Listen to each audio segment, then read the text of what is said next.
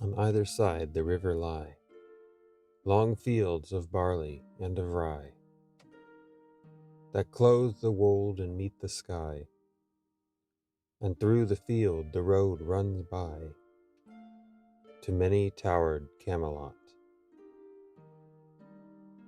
The yellow-leaved water-lily, the green-sheathed daffodilly, tremble in the water chilly, round about Shalott.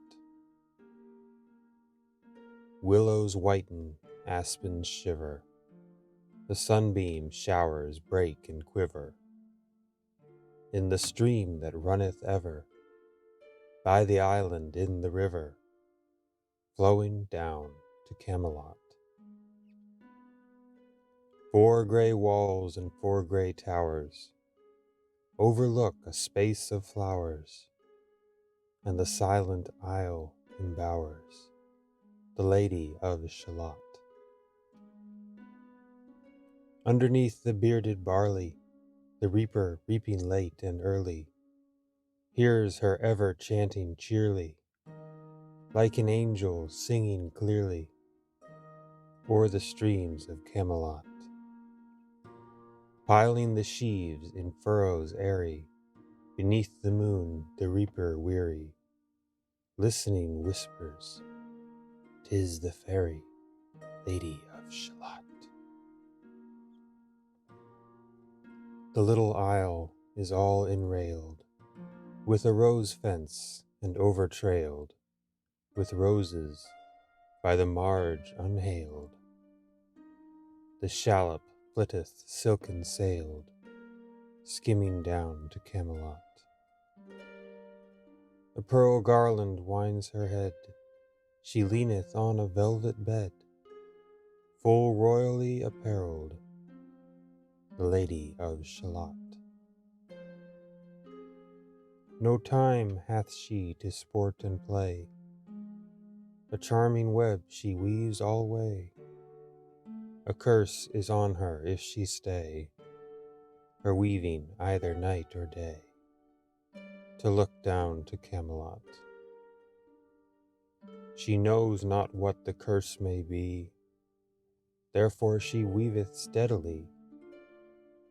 Therefore no other care hath she, the Lady of Shalott. She lives with little joy or fear, over the water running near, the sheep bell tinkles in her ear. Before her hangs a mirror clear, reflecting towered Camelot. And as the mazy web she whirls, she sees the surly village churls, and the red cloaks of market girls pass onward from Shalott. Sometimes a troop of damsels glad, an abbot on an ambling pad, sometimes a curly shepherd lad, or long-haired page in crimson clad, goes by to towered Camelot. And sometimes through the mirror blue the knights come riding 2 and 2.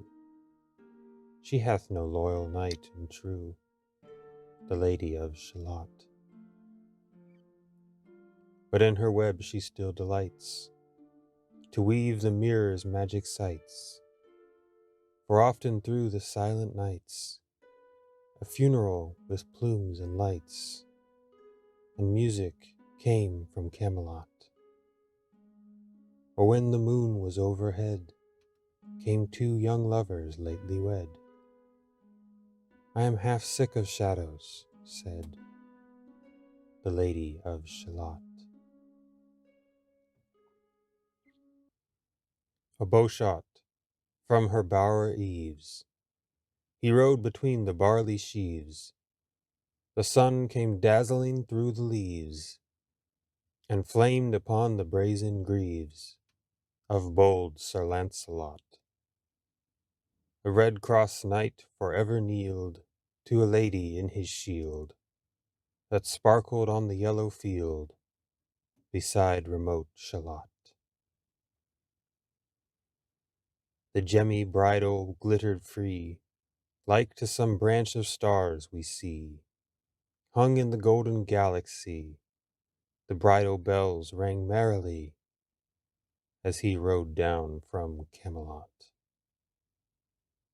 And from his blazoned baldric slung a mighty silver bugle hung, and as he rode his armor rung beside remote Shalott. All in the blue unclouded weather, thick jeweled shone the saddle leather. The helmet and the helmet feather burned like one burning flame together as he rode down from Camelot.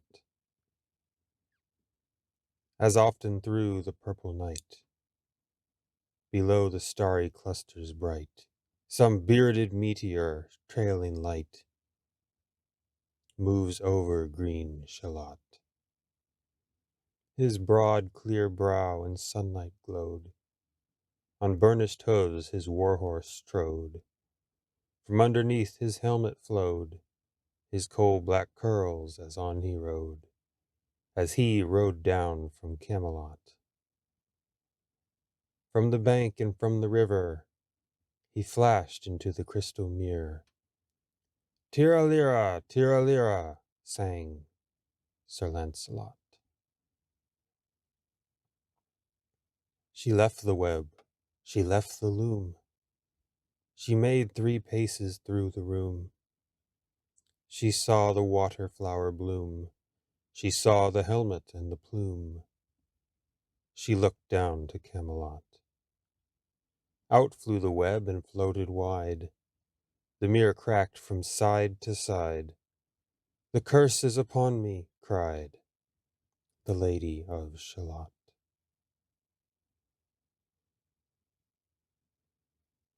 In the stormy east wind straining, the pale yellow woods were waning, the broad stream in his banks complaining, heavily the low sky raining, over towered Camelot.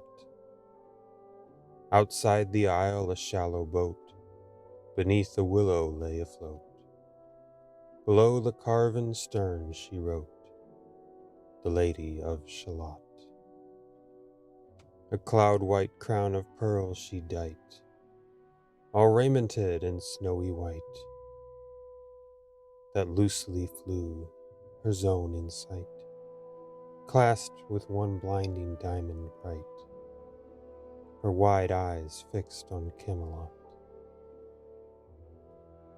Though the squally east wind keenly blew with folded arms serenely, by the water stood the queenly Lady of Shalott.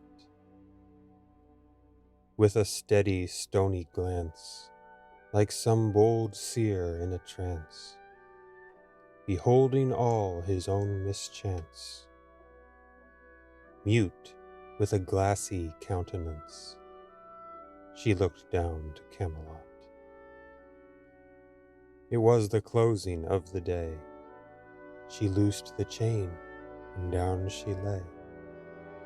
The broad stream bore her far away, the Lady of Shalott.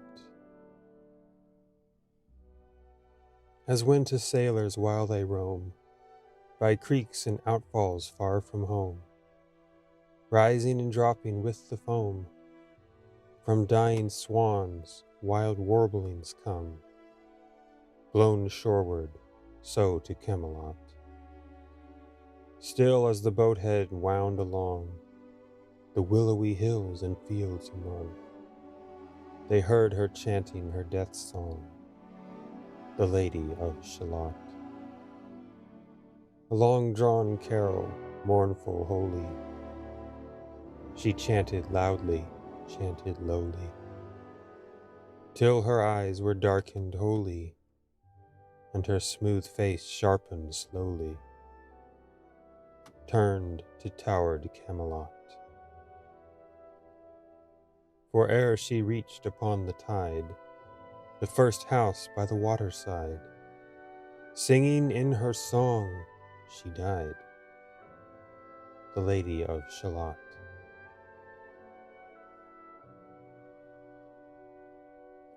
Under tower and balcony, by garden wall and gallery, a pale, pale corpse she floated by, dead cold between the houses high, dead into towered Camelot. Knight and burgher, lord and dame, to the planked wharfage came. Below the stern they read her name, the Lady of Shalott. They crossed themselves, their stars they blessed, knight, minstrel, abbot, squire, and guest. There lay a parchment on her breast that puzzled more than all the rest, the well-fed wits at Camelot. The web was woven curiously, the charms broken utterly. Draw near and fear not, this is I, the Lady of Shalott.